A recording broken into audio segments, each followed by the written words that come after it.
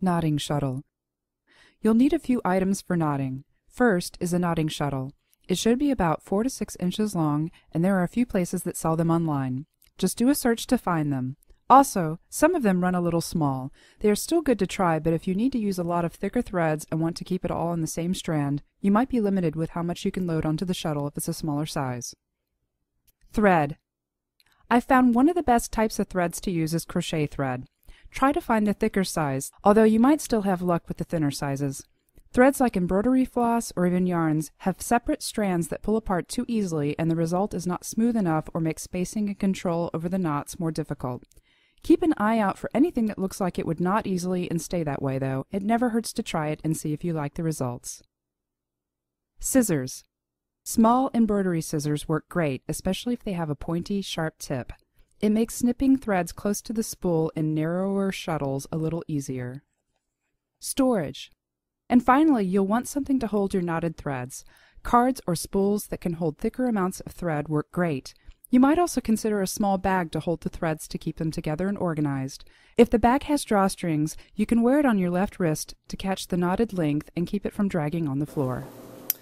I'm going to start off by doing the single knot.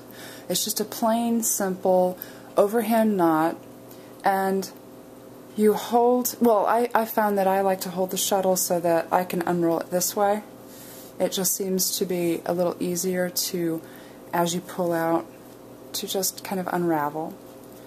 And what you do is you hold your knotting shuttle in your right hand, and you work your knots with your left hand. If you wear one of the bags, the drawstring bags, over your wrist, it'll be on your left side so that as the length gets done you can tuck it away in your bag.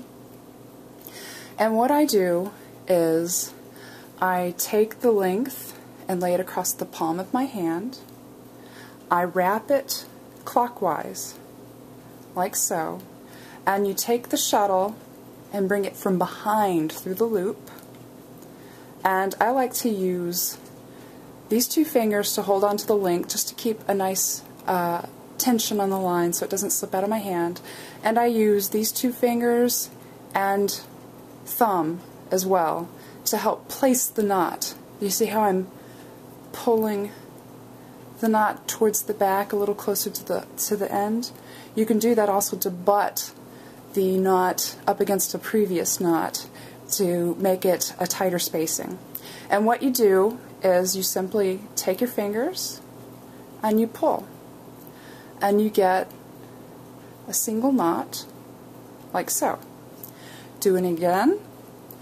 Leave the end in the palm of your hand, wrap it clockwise, bring the shuttle from behind through the loop, and then, like I said, hold on to the loop to pull it closer, and be careful with the larger knots. You might accidentally catch that previous knot in your loop, and you don't want that unless you're actually trying to do something else with that, and that's another step. But you use your middle finger and your thumb or whatever works for you, and you pull it close, and you can put them up against each other like that.